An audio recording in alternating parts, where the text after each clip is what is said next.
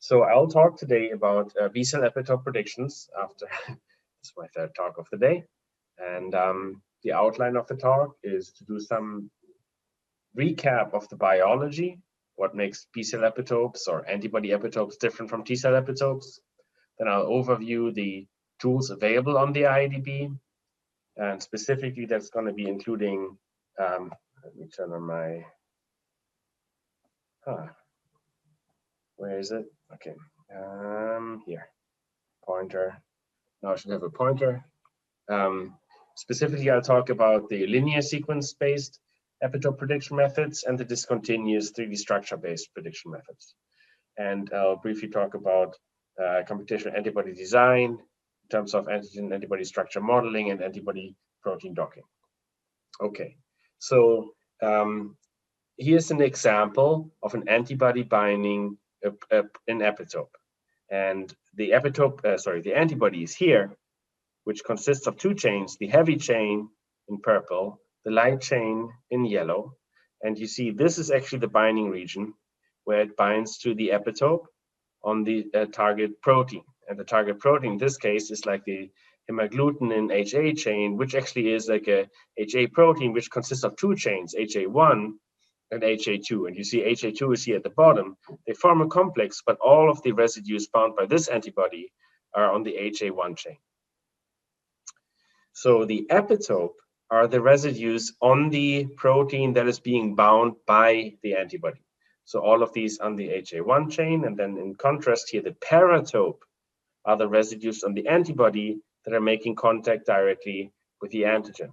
So both of these are important, and the paratope, so the region in the antibody here that makes these contacts, is where the VDJ recombination happens, where there's lots of sequence variability. So this is going to be highly variable to allow antibodies to bind different antigens.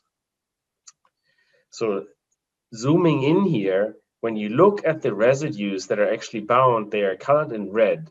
You see that there's some that are in contact and others that are not. The typical cutoff we use is the 6 angstrom difference. And so you see here that the protein chain continues and there's stretches that are not in contact, stretches that are, and that makes it a discontinuous epitope. And pretty much every epitope in reality, when you look at it in detail, is discontinuous, as in that there's going to be individual amino acids in contact and neighboring ones that are not. And the total binding site is made up by these discontinuous residues in the overall protein sequence. At the same time, here's an example of a B-cell epitope on sperm-whale myoglobulin. Here you have an alpha helix, which is considered to be the epitope. And you can imagine that the antibody probably binds only these residues facing towards the antibody itself, but you can make that peptide and it will actually fold in this conformation and you will have a recognition of the peptide. So unless you have the structural information that tells you which specific residues in a peptide are bound, you might as well consider it linear. So this becomes like a little semantic issue. Actually, pretty much every epitope, when you have a crystal structure, will be discontinuous. Linear really typically means that you can make a peptide, synthesize it, and it will bind the antibody. That doesn't mean that every residue in the peptide is bound to the antibody. It means that you can synthesize it, it binds, and if you have the additional information, you'll realize that it's still discontinuous.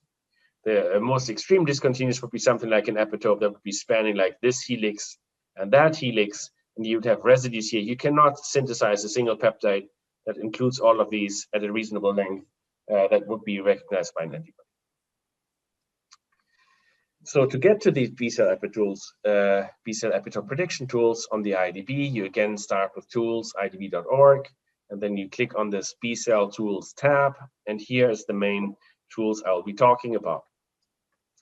So the first question when you do predictions is always, should you be doing predictions in the first place?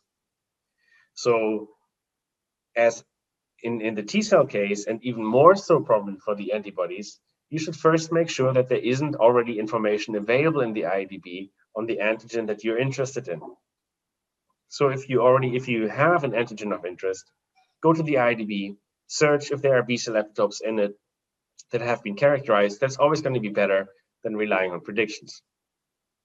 You might find some, and you might say, well, maybe there are more. That would be another use case for the prediction tools, where you would use the tools to identify additional candidates in addition to what is known and provided in the IEDB. So, sequence-based epitope prediction. So the main original way how epitopes were predicted were linear epitope predictions that are based on amino acid physicochemical properties. So essentially, this would be scanning an amino acids in a protein, identify segments that would be likely to be potential T-cell epitopes based on having certain physicochemical properties. And the ones that were originally identified were beta turns, surface accessibility, flexibility, antigenic propensity, hydrophilicity, are the actually scales that we found in the literature that were concrete that we could identify. One of the issues here is that many of these scales really don't necessarily predict something to be an epitope. They're predicting which residues on a protein are going to be on the surface of the protein, because being on the surface of a protein is a necessary requirement for it to be accessible for antibody binding. So the other approach are machine learning methods, so that are not scale-based, but are based on an algorithm that goes through and tries to, again, learn from positive examples, distinguish them from negative examples. And there's a number of these available. The one that's implemented on the IEDB side is BepiPret, but there's a number of other methods that have been published as well. And these are all used to optimize the prediction accuracy based on training and testing datasets. So again, here's the homepage of the IEDB where you can get to these prediction tools. And when you click on the first one, you're getting this kind of page that summarizes the tools that are available. You should already be familiar with this kind of interface. It looks similar ultimately to how the IEDB T-cell tools look like. And you're asked first to input a sequence here. You could also add a ID. It says Swiss prot here, but actually any UniProt ID would be acceptable. And that would just like grab those. And then you can select the prediction method. BepiPret is the recommended method, and it has now been changed to being 2.0 to be the default, which is an advancement of the larger training set to the original BepiPret method.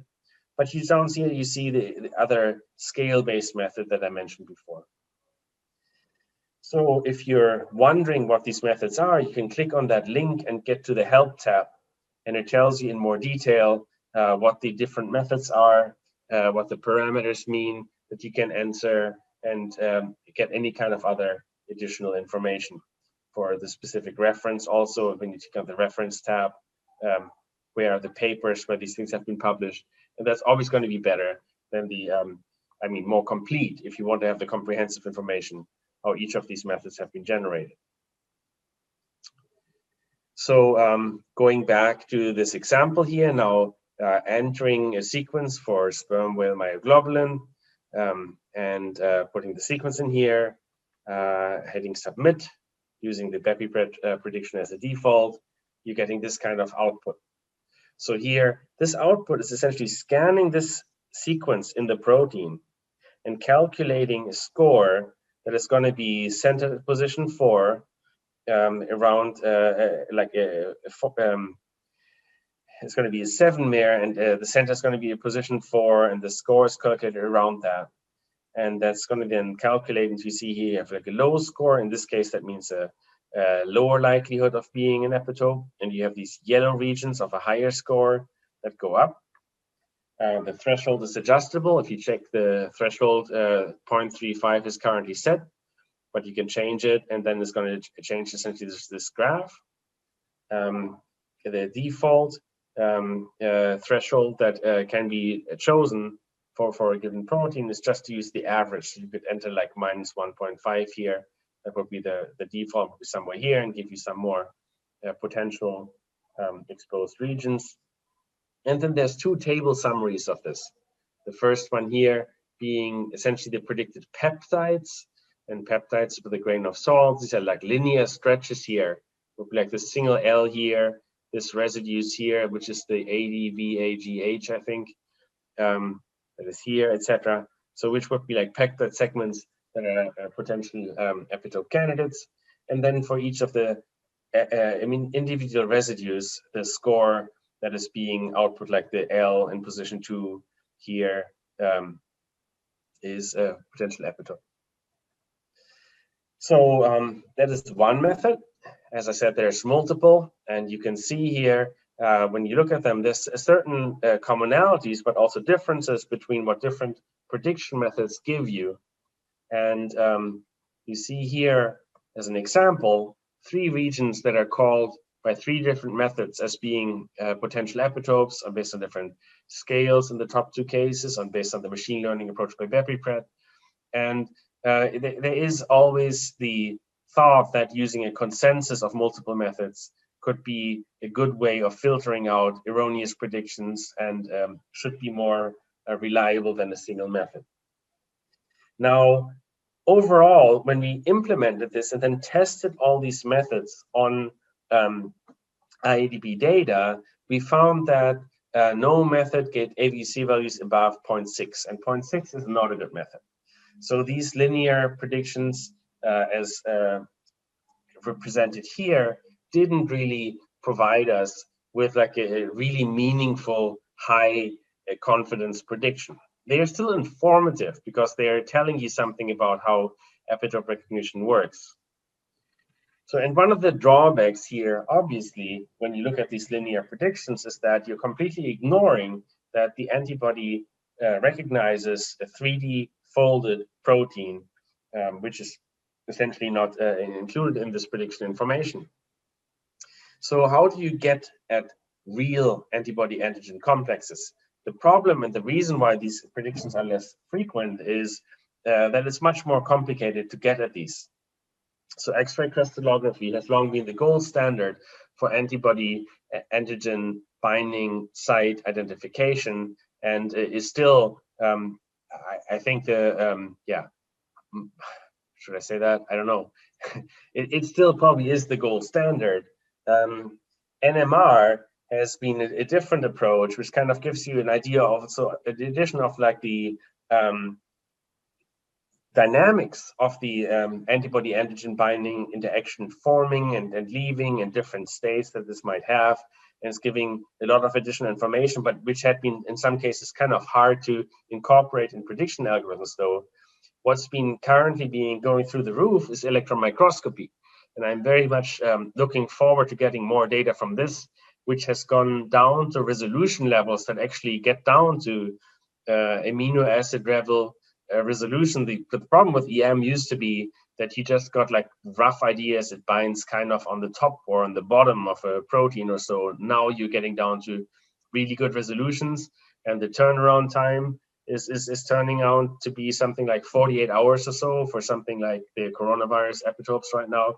So I'm hopeful that we are actually going to have a resonant renaissance, not resonance, renaissance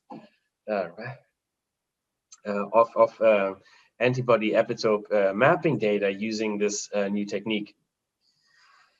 But that's for the future. Currently, how do you get at 3D antibody antigen complexes? Paolo just showed you the Scepter tool that is actually doing that in the most convenient way to get annotated 3D complexes, and that also get redundancy removal and allow for other filtering.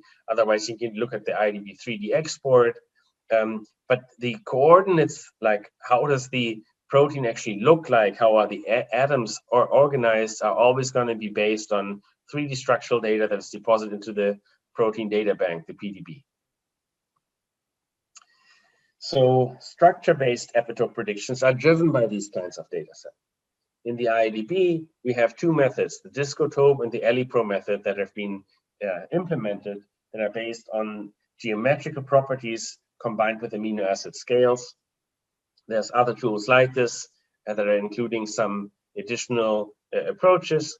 We always are trying to implement different methods, and there are often some issues with like licensing and stuff, and then also like the computational complexity or even the ability to implement something like that in a server format at all. But we are always on the lookout for new methods that are being developed. We have also tried and tested a bunch of protein-protein docking algorithms quite extensively and have not found that an unbiased, I shouldn't say unbiased, like a general purpose protein-protein docking algorithms, they do not perform very well in doing antibody-antigen docking. So again, this is the tools page where you can get to your predictions. And okay, that was actually going to the wrong direction here. DiscoTope is the second one here where you would go to. That was originally trained, the DiscoTope 1 version, on a set of 75 non-redundant antibody-protein complexes. DiscoTope 2 took many additional epitopes into account and also considers actually the biological conformation of the dimers of the proteins that are often in there. Each residue in this data set is assigned a score calculated as a linear combination of normalized values of the different scales like Parker's hydrophobicity, amino acid occurrence, which is like normalized to occurrence inside and outside of paratope, epitope complexes, the number of contacts within 10 angstroms, and the area of relative solvent accessibility. So when these features are fed into a machine learning algorithm, they can provide AUC values of 0.7 to 0.73 for the different DiscoTope versions, and these are the methods describing them. And compared to 0.6, that is a quite massive step up, but obviously still far from perfect. This is how you use the IEDB DiscoTope implementation. So it's a structure-based antibody prediction, so you need to have a structure. That means you have to give the tool as a starting point the structure of the antigen that you're looking for epitopes in. So you can, ideally, you have a PDB ID of your structure, but alternatively, you can also select a file. So if you have done homology modeling of your antigen of interest, you can save that in PDB format and use that here. One important thing for PDB files is that they often contain proteins that multiple chains, like the HA1, HA2 complex that I showed you in the very first slide. So there you have to specify which chain you are interested in for the algorithm to work. So when you go into the PDB, for example, and put in your PDB sequence, you can search for it. You can search for sequences. There's a bunch of advanced options. And however you get there, ultimately you're going to be on a page like this, where you have the PDB ID, which is obviously four-digit, four-letter format of a combination of numbers and letters. In this case, for the AMA1 protein from Plasmodium falciparum. And again, like in the PDB format there, you see the data that you have, and you see there's two chains, A and E, that are in this complex. And that is actually telling you which one you should probably choose when you want to use, depending obviously again on your application, when you want to feed this into DiscoTope. So if you don't have this available, then you have to go through homology modeling steps of your protein, as I mentioned. And there's a number of different sets of tools out there that are providing that for you, that are doing comparative modeling or homology modeling. And we were looking into implementing those on the IEDB as well, but they're extremely computationally expensive and they're not our area of expertise. So we are providing actually a set of links where you can go and do this, but this is not something we have implemented on the IEDB itself. So once you have your structure data, in this case, just putting in the PDB four-letter code, you can run the tool, and we would now recommend using the 2.0 version of DiscoTope, which should be the default. The one important difference here is the scores that are output are on a quite different scale. So DiscoTope 2.0 would consider things that are above, greater than minus 3.7 to be a good threshold that gives around 50% sensitivity and 75% specificity. And the same can be reached with a threshold of less than minus 7.7 for DiscoTope 1.1. And as you see, the scores are quite different. This is an example of the output you're getting from DiscoTope.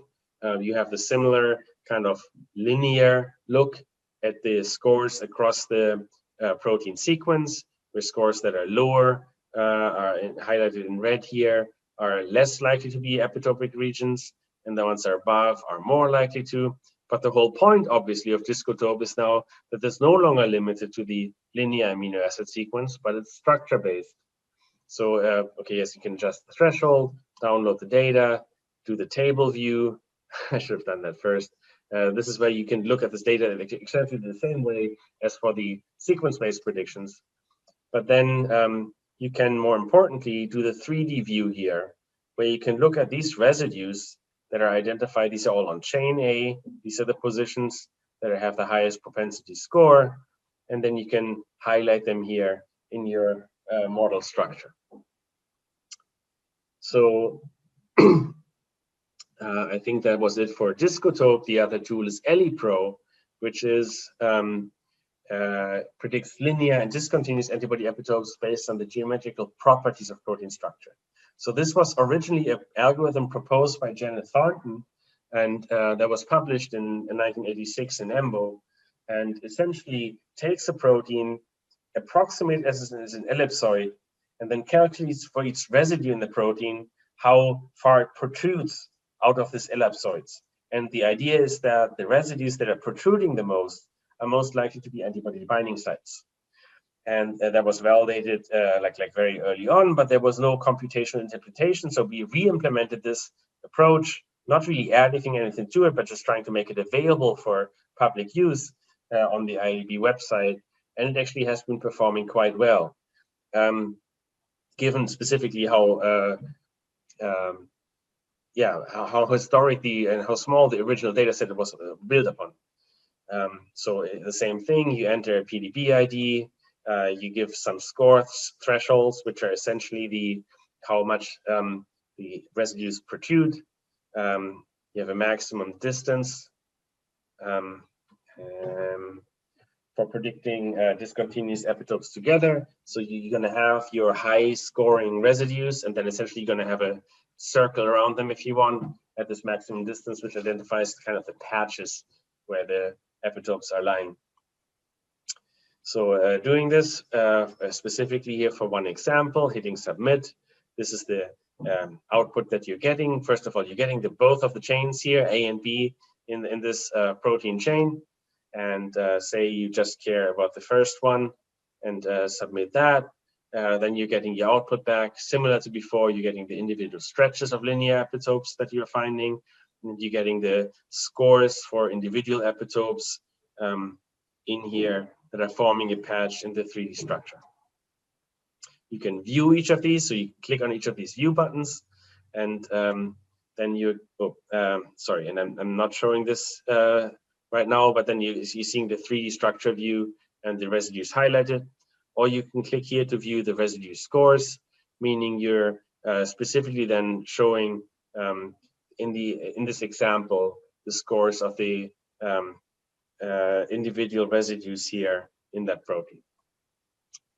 So to summarize, the B-cell epitope predictions, linear and discontinuous conformational epitopes can be overlapping, and depending on method of discovery. I said that at the very start, and I should stress that again. So it always seems like there was is a big discrepancy, but ultimately the main practical difference people talk about is linear are things, if you can make a peptide and you have binding to it, people refer to it often as a linear epitope, but in that linear peptide, there's still going to be some residues that are going to be in close contact and others that are not, definitely if it's a longer peptide. And the discontinuous peptides, so definitely something that's confirmation is if you cannot make a peptide of 15 or so residues in length, that typically means that you have different stretches of the protein coming together where there really is no way to incorporate the binding site in a single linear stretch.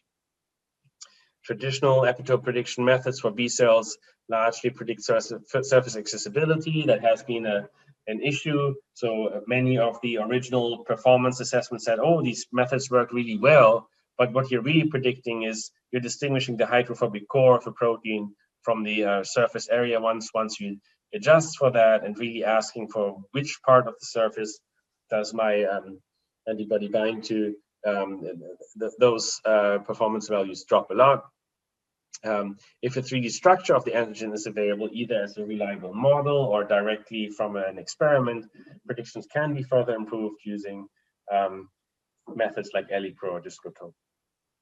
So there's a practice exercise here, and similar to before, I'm not going to actually ask you to go through it. I'm just going to walk you through it as we have it here.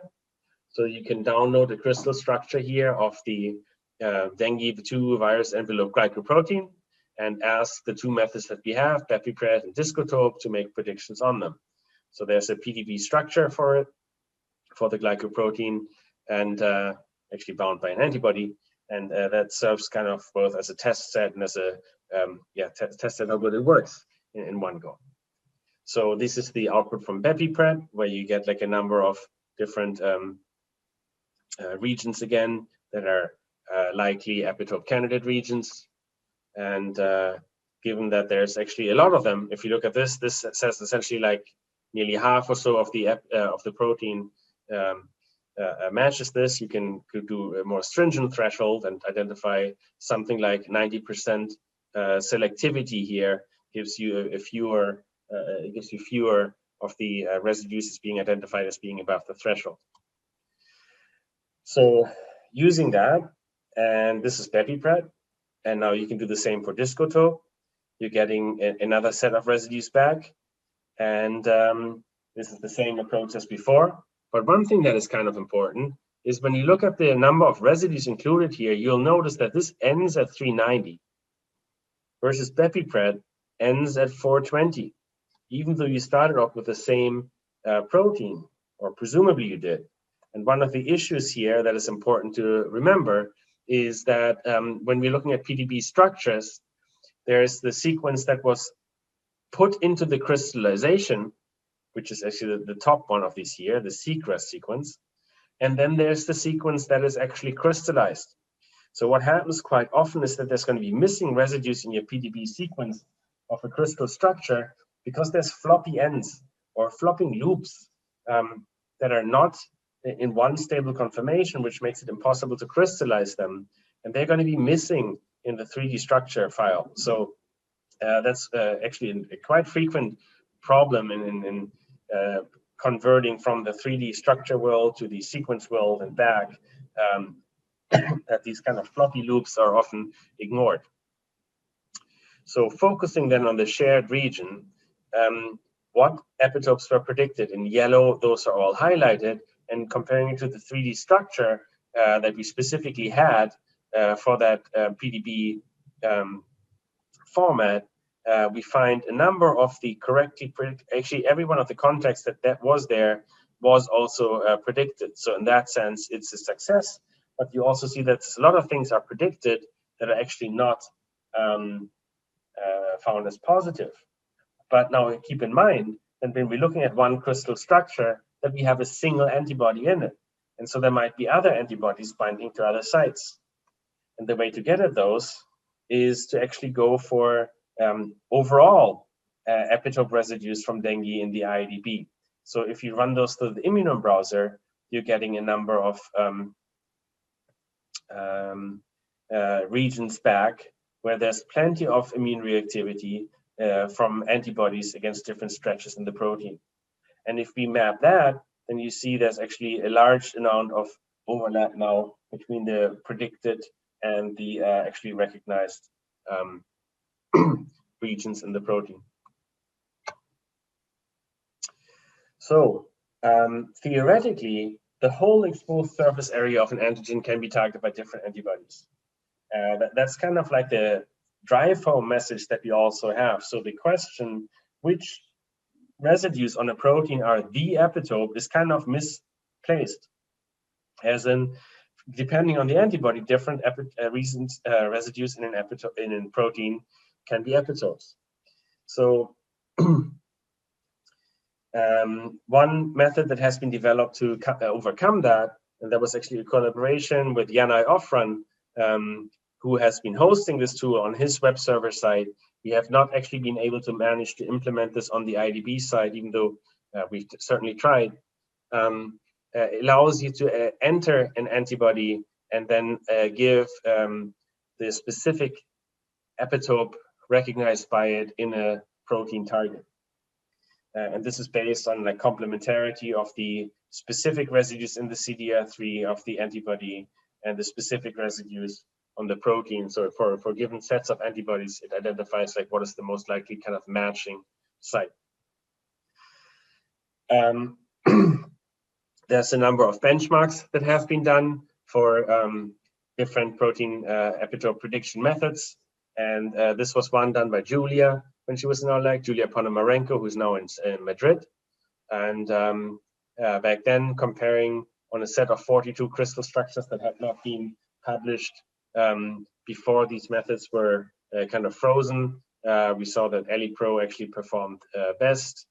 In a new version in 2012, there was DiscoTope 2 outperformed the others, definitely outperformed DiscoTope 1.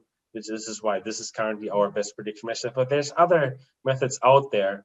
But as you can see, the range of performance is actually quite similar across different methods. There doesn't seem to be like a standout method at this point. One of the issues continuously, as we're talking about these things for the relative poor performance, is the quality of the benchmark data sets. One of the issues is that the biological unit is often not available, meaning that we are looking at proteins in isolation that are, say, if you're looking at a viral envelope protein, and if you're looking at that in isolation, you're saying, oh, all these awesome binding sites are potentially there, but in the virus as a whole, they are not. As in the biological unit, when that protein is incorporated into a membrane, only some parts of it are going to be actually accessible to antibodies, and that might be driving a lot of the selectivity that we're seeing that is just not reflected when we're looking at a protein in isolation. The other thing that we're consistently seeing is that there are some antigens that are extremely well characterized, and so like the influenza HA protein, lots of HIV proteins heavily characterized, then lysozyme. There's a number of essentially model antigens that are extremely well characterized. From a prediction perspective, it would be awesome to rather have 1,000 different proteins that would be targets of well-resolved 3D structures, and that's not the case. And that was my last slide. And with that, I want to stop here and catch my breath. Excellent. Well, you will have a little bit of extra time to catch your breath. Thank you so much, Bjoern, for that.